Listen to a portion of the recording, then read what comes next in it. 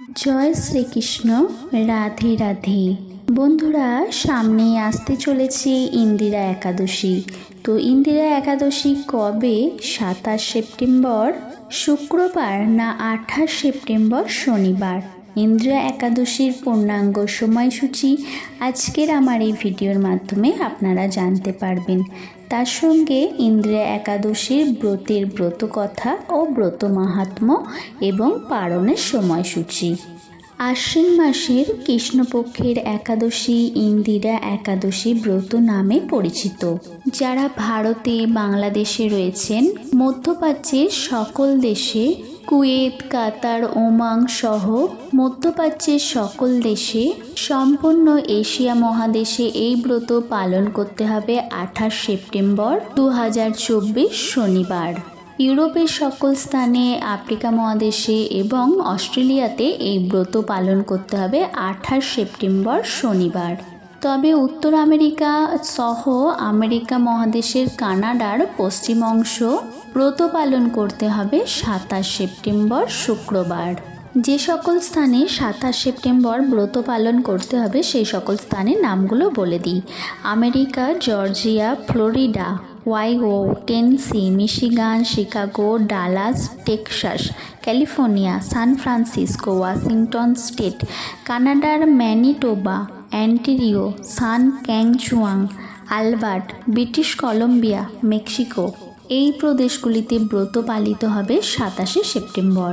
28 September বেশিরভাগ স্থানেই ব্রত পালিত হবে ভারত, বাংলাদেশ, মধ্যপ্রাচ্যের সকল দেশ সহ এশিয়া মহাদেশ, ইউরোপ, আফ্রিকা, অস্ট্রেলিয়া, দক্ষিণ আমেরিকা মহাদেশ, আমেরিকার New York, Connecticut, New Jersey, Washington DC, North Carolina, Colorado, Montreal, Toronto, Ottawa প্রভৃতি স্থানে ব্রত পালিত হবে 28 সেপ্টেম্বর শনিবার। আর নিউজিল্যান্ডে ব্রত পালিত হবে 29 সেপ্টেম্বর। অবশ্যই আপনারা ইন্দিরা একাদশী ব্রত সকলে সঠিকভাবে পালন করতে হবে। আশ্বিন মাসের কৃষ্ণপক্ষিয়া একাদশী ইন্দিরা একাদশী নামে পরিচিত। এটি আশ্বিন মাসের কৃষ্ণপক্ষের পিতৃপক্ষ চলাকালীন পালন করতে হয়। যেহেতু এই একাদশী ব্রত পিতৃপক্ষে পালন করা হয়, সেই কারণে এই একাদশী ব্রত পালন করলে মোক্ষের দ্বার উন্মুক্ত হয়। ভগবান শ্রীহরি বিষ্ণুর নিষ্ঠাভরে সেই দিন পূজা অর্চনা করলে পূর্বপুরুষরা মুক্তি লাভ করে, তাদের আত্মা শান্তি পায়। শাস্ত্রমতে পূর্বপুরুষদের মুক্তির জন্য প্রত্যেককেই এই ইন্দিরা একাদশী ব্রত পালন করা উচিত। এই একাদশীর দিন পূর্বপুরুষদের মুক্তি কামনা করে গীতা পাঠ ও শ্রবণ অবশ্যই করবেন। শ্রবণ করুন ইন্দিরা একাদশী ব্রতের ব্রতকথা ও ব্রত মাহাত্ম্য। ওম নমো ভগবতে বাসুদেবায় নমো। জয় শ্রীকৃষ্ণ। মহারাজ যুধিষ্ঠির বললেন, হে মধুসূদন, আশ্বিন মাসের কৃষ্ণপক্ষে একাদশীর কি নাম তা কৃপা করে বলুন। শ্রীকৃষ্ণ বললেন, হে রাজন, আশ্বিন মাসের একাদশী ইন্দিরা নামে পরিচিত। এই ব্রত প্রভাবে মহাপাপ বিনষ্ট হয়, এমনকি কম বিপাকে যারা নিম্নজনী লাভ করেছেন সেই পূর্বপুরুষদের উত্তম গতি লাভ হয়। এই একাদশীর মাহাত্ম্য শোনা মাত্রই সামবেদীয় যজ্ঞফল লাভ হওয়া যায়। হে রাজন, মহাসমতি নগরে ইন্দ্রসেন নামে এক প্রসিদ্ধ রাজা ছিলেন। ধর্মবিধি অনুসারে রাজ্য পালনে তিনি বিশেষ খ্যাতিসম্পন্ন ছিলেন। তার বিপুল ধনসম্পত্তি ছিল। পুত্র পৌত্রাদি সহ তিনি সুখে রাজ্য পরিচালনা করতেন। বিষ্ণুভক্তি পরায়ণ সেই রাজা নিরন্তর শ্রী গোবিন্দ নাম গানে মগ্ন থাকতেন। একদিন রাজা সুখে রাজ্যসভায় বসে আছেন, এমন সময় দেবর্ষি নারদ স্বর্গ থেকে সেখানে এলেন। তাকে দর্শন করে রাজা হাত জোর করে উঠে দাঁড়ালেন। দণ্ডবৎ প্রণাম করে মুনিকে আসন, পাদ্য, অর্ঘ্য আদি ষোড়শোপচারে পুজো নিবেদন করলেন। তারপর বললেন, হে মুনিবর, আপনার দর্শন মাত্র আমার যাবতীয় যজ্ঞফল লাভ হয়েছে। এখন আপনার আগমনের কারণ জানিয়ে আমাকে কৃতার্থ করুন। দেবর্ষি নারদ বললেন, হে মহারাজ, অতি বিস্ময়কর এক কথা শ্রবণ করুন। আমি একসময় যমলোকে গিয়েছিলাম। সেখানে যমরাজের সভায় বহু পূর্ণকারী আপনার পিতাকে দেখলাম। ব্রতভঙ্গ পাপে তাকে সেখানে যেতে হয়েছে। হে রাজন, আপনার পিতা যে সংবাদ প্রেরণ করেছেন আমি এখন তা আপনাকে বলছি। তিনি বললেন, হে ঋষিবর, মাহিষ্মতির ইন্দ্রসেন রাজা আমার পুত্র। তাকে বলবেন যে আমি বহু পুণ্য অনুষ্ঠান করলেও কোনো কারণবশত যমালয়ে আসতে বাধ্য হয়েছি।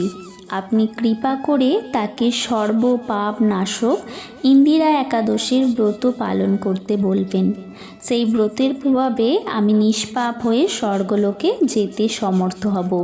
এই কথা জানবার জন্যই আমার আগমন।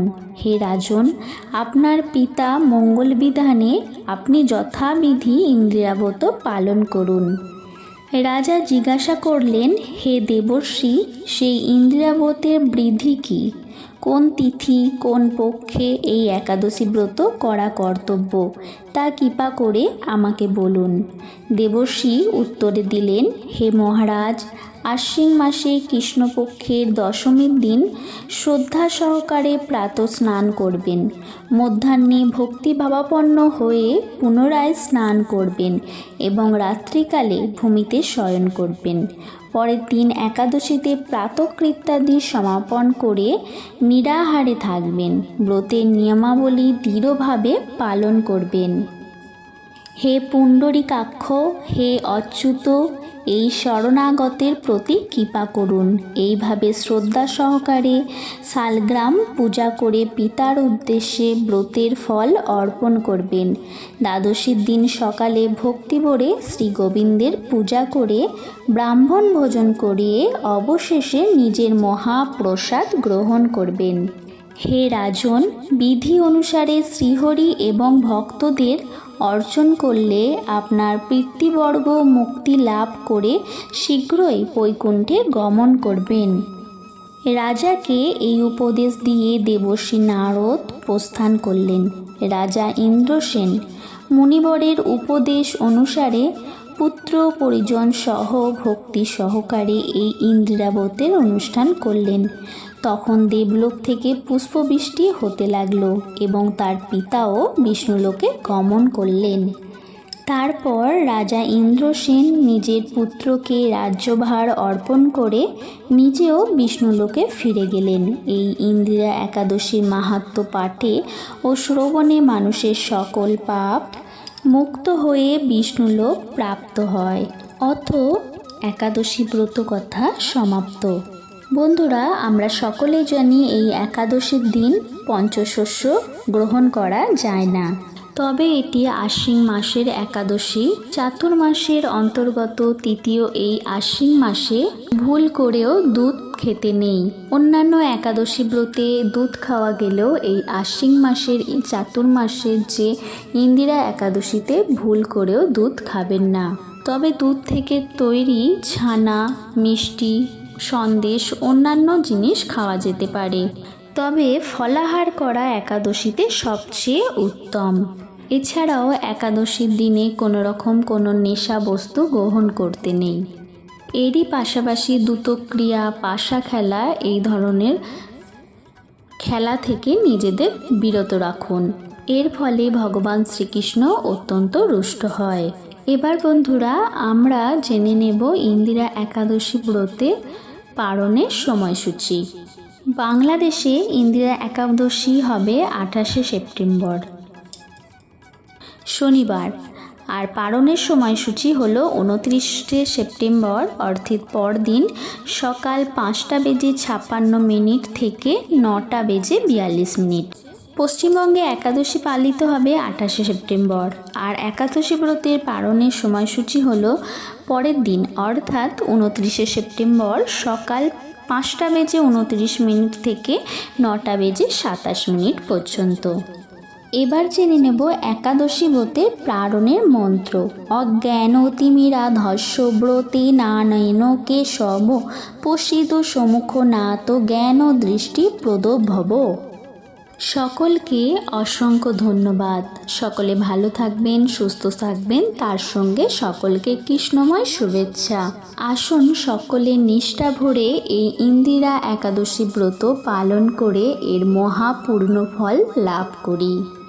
ধন্যবাদ। রাধে রাধে।